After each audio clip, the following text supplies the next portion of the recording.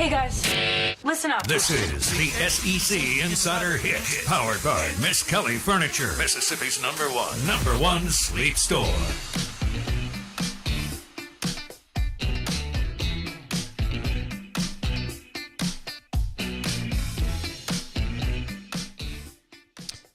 The Out of Bounds Show is brought to you by Raggio Mercantile Shop in Raymond, Mississippi. Super, super cool spot. Check it out. Raggio is a custom duck call maker. He's done it all over the country, whether it's Jerry Jones with the Dallas Cowboys, Major League Baseball players, NFL players. He got into that world and then decided to open up a shop and drop his duck call shop in the back. But it is really, really fine. Really, really good. I mean, he's got barware. He's got all kinds of cool-looking luggage. You name it, he's got it. It is high-end and quality. Raggio Mercantile Shop on the Square in Raymond. This is 105.9 The Zone ESPN. We want to welcome in our friend Tom Luginbill. Lugs joins us on the Farm Bureau Insurance guest line. Of course, he is ESPN College Football. Tom Luginbill, it's National Pig Day, so I thought I'd ask you about Sam Pittman. And all right, have you been able to sit down with him or be around Sam Pittman at all in the last couple of years since he took the head coaching job? Yeah, I've had 2 of his games, and I'll always say this: I truly respect a man that says the term "cold beer" in one word. It's a cold beer. That's right. Cold beer. Sit down and have me a cold beer. So that's all I needed to know. I didn't need any other information. I'm in. I'm all in. Now, from a winning and losing perspective, he's going to have a big year this fall. I think he's going to really have to show some market improvement and again too. I'll say this: got to avoid the injury bug. We had them this last year, and we weren't even 5 weeks into the season. 5-6 weeks into the season, we had them at BYU. They could barely function on defense. They didn't have a full secondary to practice with. They played with 2 true freshmen in the back end. They had no depth. They had walk-ons as their number 2s. They were dealing with some injuries on offense as well. The quarterback position was banged up. And then they got to the bye week and started to recover a little bit, but it certainly wasn't the year that I think that they expected to have. And he loses 2 A to A+ coordinators off the staff. Yep. Yeah. Okay. It's a remarkable story. You know this from being a coach's son. You played Power 5 quarterback, then you went on to coach before going to ESPN. I mean, Luke's to coach for 30 years, or actually longer than that, 35 years, and never be a head coach, and then some things happen and get that job. I mean, it's a Cinderella story, isn't it? Oh, it absolutely is. To essentially be a lifelong offensive line coach and really not have any other experience from a leadership standpoint that relates to being a coordinator on either side of the ball. He did start off coaching junior college football, so he's kind of one of those old souls that figures if I can go out and coach football with 0 resources, I can probably go out and coach football pretty well with quite a bit of resources. And then he just happened to latch on with the one program that I think he identifies most with and they identify most. And the timing was perfect. Like, let's just say, what if he's not the offensive line coach at Georgia and what that stature brings? And he would have been the offensive line coach at, I don't know, NC State. Does he get the Arkansas job? I don't know. I think so much of that is, timing and being in the right place at the right time. Sure. Is he one of the more open, easy to have a conversation coaches on those Fridays when y'all go in, or is Big time? Okay. Big time. He is affable and likable and enjoyable to be around in a production meeting setting, because sometimes those meetings aren't overly enjoyable depending on who's in them. Because we know how coaches are, and the closer you get to game day, they should be becoming less paranoid, but they become more paranoid. They don't want to tell you anything, and then they think we're going to run off and tell everybody everything that they're going to tell us, which is the last thing that we're going to do. Right. Because if we do that, then they're never going to trust us ever again. So that makes no sense. He's one of those guys that's an open book. He doesn't care. I don't know if he'd care if we went and told the other team something that he told us. I really don't. I mean, he's a good old country boy that loves the sport of football. He's a true offensive lineman at heart. And I know there's a lot of definitions for a player's coach, right?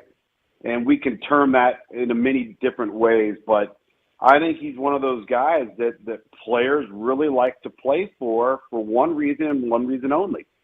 He's authentic. What you see on the sideline, what you see in an interview, what you see in a production meeting is the same across the board. That's cool. Tom Luginbill, ESPN College Football. How many years have you been with ESPN, Lugs? This coming fall, I'll be embarking on my 19th season. I cannot believe I'm saying that. Okay. 19th season. Wow. Who was more of an open book back in 12, 13, 14, 15 when they were in this state? Hugh Freeze or Dan Mullen on Friday? Actually, probably fairly equal. I would say that Hugh Freeze is a little more kind of outgoing. Like, he'd come out to practice, he'd come over and chat with you and hang out a little bit. But I would say in meetings, they were very, very similar. I always joke with Dan Mullen now that he works here. Like, Dan Mullen had this routine he used to drive us nuts. So we go in and we'd have our production meeting all set up.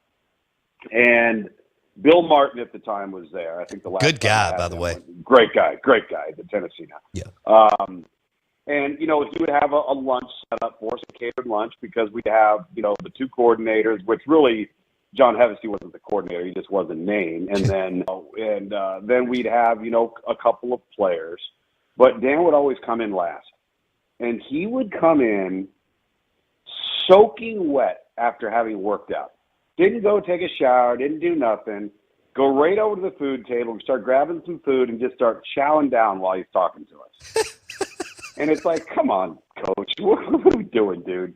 And I always bust his shots about it to this day. But I would say, to answer your question, he's a little more guarded and not paranoid, but maybe a little bit more guarded than Hugh Freeze was. Okay. What is Kirby Smart like? A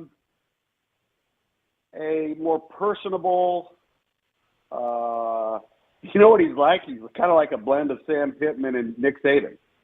Wow. He's gonna be very guarded. He's not gonna reveal an awful lot. He's gonna keep things close to the vest, but he's gonna do it in a very friendly, country folk type manner, if that makes sense. So you still kind of have a lot of that, we don't reveal much here, and we'll answer questions to a certain point, but extremely easy to get along with, extremely welcoming. I think here's what I have found over the last 18 years is that you can go into a lot of places. Let's just say our game's on Saturday afternoon. We go in on Thursday. We're going to stop by practice.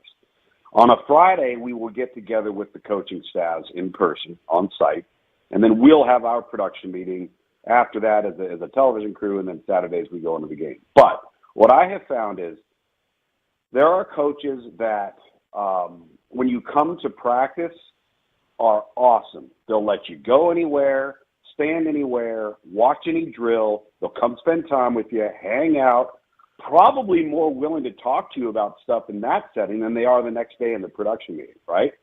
So you have that guy. Then Friday comes around. And sometimes I have found that guy on Thursday is a completely different guy in the production meeting. Wow. And sometimes that guy is the same guy in the production meeting. Then I've also found that the guy that's the same guy on a Thursday or a Friday is a completely different guy on a Saturday. And it's just interesting to see the shifting of emotions and how tightly wound these guys are and how much pressure is on them to perform and to win. And, just when you think that the hay's in the barn, it's the end of the week, you've got the game plan down, you've got your kids prepared, you're still sick to death. You're still worried to death. If you haven't covered something, you're wrong about something. And so that real nice, affable guy on a Thursday can oftentimes be a completely different personality on Saturday. Whereas a guy like Mark D'Antonio is the exact same guy Thursday, Friday, Saturday. Huh. He was a hell of a coach. Damn good coach. All right, so Tom Luginbill, ESPN College Football on the Farm Bureau Insurance guest line. Is Dabo Swinney the same guy, or what is he like on Friday afternoon before a game? Dabo Swinney is the exact same guy on a call, in an in-person meeting, at practice, in pregame warm-up, at halftime, and postgame. There is zero difference in his personality, his demeanor. It's always upbeat. It's always positive. It's always the same. That's just kind of how he's made. The thing with Dabo, you got to be careful because he'll give you anything you want. You ask a question most coaches don't want to answer, he'll probably answer it. But we always joke as the production crew, all right, now we got a Zoom call with Dabo today. No more than 2 questions, because those 2 questions might go 35 minutes. So he's one of them dudes. So Dabo is the same but opposite answer than Mike Leach. Y'all ask him 1 or 2 questions. He's not going to talk any football, but it still may be 45 minutes on a Friday? Yeah, very, very similar. And Mike Leach was he'll answer anything you want to talk about football-wise. And then, where I found that I was able to kind of break the ice with him is not necessarily talking about his team or his players, but getting into the theory of the game with him. For example, I could say, hey, coach, after all of these years, how is it that nobody has come up with an effective way to shut down the air raid mesh, which is kind of the staple of the offense, right? So then you start getting him into that stuff. Well, then he'll start going down a whole other path, right? And which is a lot of fun. And then, like I told you, we would talk beer. He would always check my belt buckle to see what belt buckle I was wearing when we had one of their games. Hold on, for our listeners, we did this with Lugs for a couple of years. He's got a bunch of them, but one of them is a Coors Banquet beer belt buckle, which is incredible. And 2, Coors has now launched a new marketing campaign around the Coors Banquet beer, and Lugs and I both agree that it is excellent beer. Sorry, Tom, go ahead. Of course, the original Banquet, the yellow can, absolutely. But he would always ask about that, and I still to this day, and I've always wondered, I've never asked, but every time I was in pregame warm-up with Mike Leach, he had a white styrofoam cup, and I always wanted to know what was in that. Sometimes it was coffee, but was it just coffee? Sometimes it was a clear liquid, but was it just a clear liquid? I could never know. It was always a mystery. And a spit cup at times, too. Yeah. Okay. So have you, Tom Luginbill, sharing some stories here with us on the Out of Bounds show? This guy seems to be off the charts quirky. Have you done a Friday or a couple of Fridays with Jim Harbaugh? Well, yeah. So I've got here's the interesting thing about him. He actually, as a field analyst, makes my job a little easier because he doesn't do halftime or post-game interviews. He won't do them. So I don't have to deal with him in-game at all, which is actually kind of nice. Sure. Now, I'll go up in pregame warm-up and visit with him and chat with him and things of that nature. And he's actually very easy to deal with and get along with. He is just – you think Mike Leach was quirky. This dude is an entirely different cat. And you know how I've shared with you with Mike Leach where there were sometimes you'd be having a conversation with him and Mike Leach looks at you and he looks like he's looking right through your eyes at the back of your head. Yes. But it wasn't in a manner that was disrespectful or that he wasn't paying attention. It was in a way that he was 5 to 6 steps ahead already. he was hearing every word you're saying. All right, where am I going to go next? Where are we going to go next? Where are we going to go next? He was already calculating it. Jim Harbaugh has a lot of the same quirks, only when he's doing it, he's checked out, man. He don't want to be there. He doesn't want to be answering questions. He's got no time for it, and that's just his way. He is all football all the time. Wow. And don't want to do anything else in any way, shape, or form at all. And so, but when you deal with him, I mean, he's certainly a nice guy, and but like he'll play the paranoia games too. I had him. They had a quarterback issue, and it was fairly evident that the guy wasn't going to play. And so what does he do? He rolls the guy out there in pregame warm-up, full pad, goes through the entire warm-up, but the guy doesn't throw a single pass, right? And it's like, all right, what are we doing here? Like, really, you just asked this guy to get dressed out and walk around in full pads in pregame warm-up, knowing full well he can't throw and he's not going to play. Like, what's the end game here, Jim? That's fantastic. All right, what about when you're Urban Meyer? Mm-hmm. Okay, so this guy is a freak. All of his winning percentages: Bowling Green, Utah, Florida, Ohio State. Could you get anything out of him on a Friday before a game? So I was very fortunate to have history with him. So I think I've shared this with you before. Back in 1991 or 2, my dad was at San Diego State, needed to hire a running backs coach. And the two guys he interviewed for the job were Urban Meyer, who was at Colorado State at the time, and Sean Payton. And Sean had been a GA for my dad. And so he ends up hiring Sean. But I've known, just growing up a coach's kid and in an era where, you know, my dad coached against Earl Bruce. My dad coached under Frank Cush, and Frank Cush and Woody Hayes were very, very similar people. And Urban was coming up as a young coach. So when I first started to get to know Urban in 2006, 2007, as a working professional, not a coach's kid, like my name was familiar to him. He knew my background. He knew where I had come from. So he was much more at ease with me. Now that didn't make it easy. Like he's the most paranoid college coach I've been around in the last 18, 19 years. Wow. In fact, it might not even be close. Now, Gus Malzahn's a close second. I could see But that. Gus Malzahn, from a personality standpoint, is a much better people person than Urban is. Urban, I've always said this.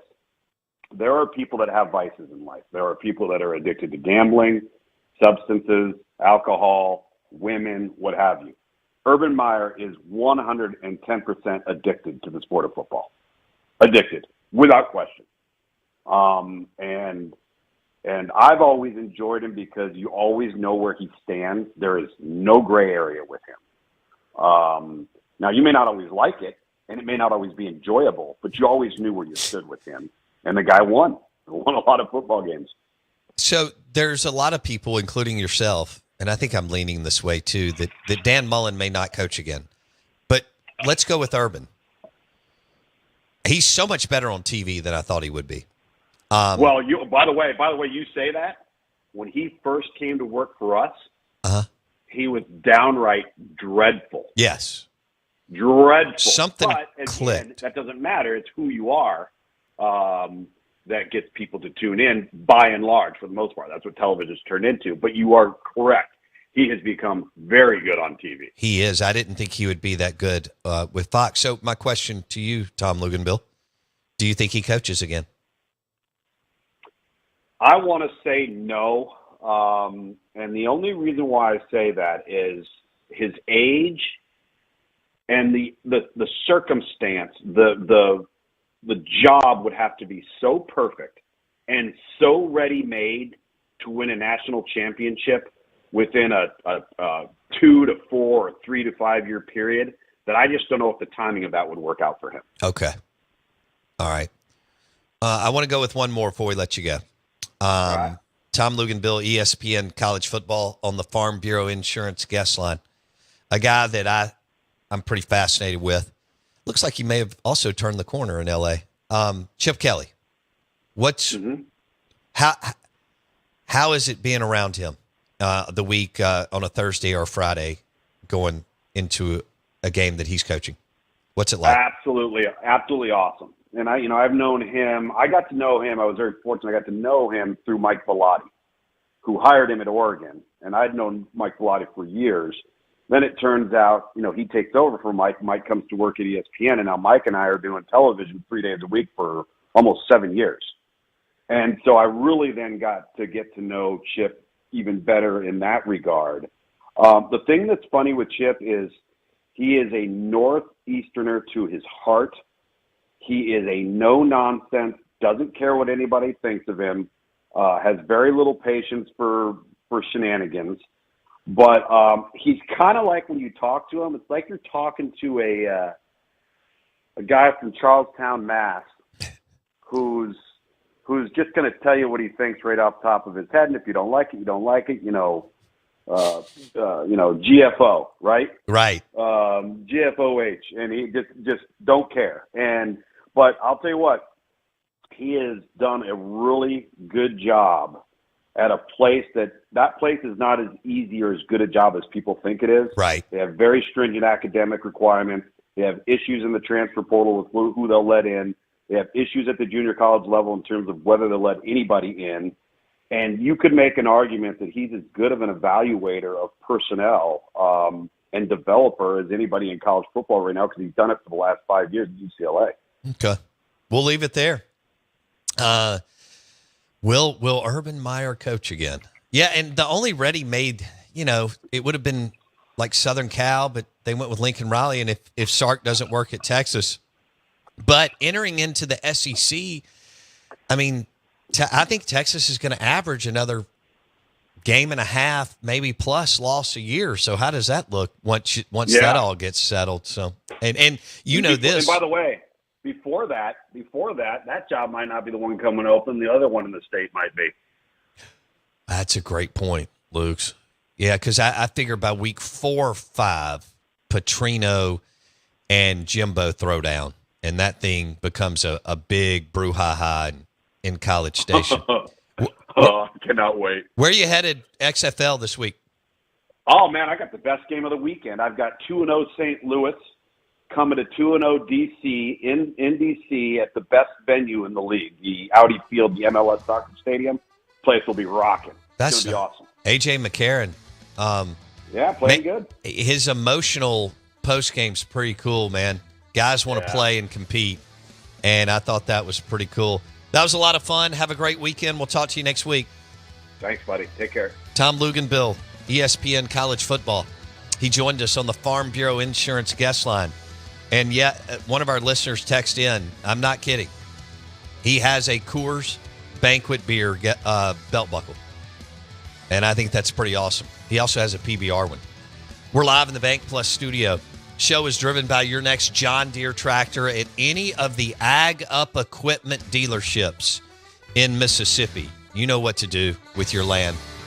AgUp.com, baby. Ag Up equipment. And the text line is 601-885-3776.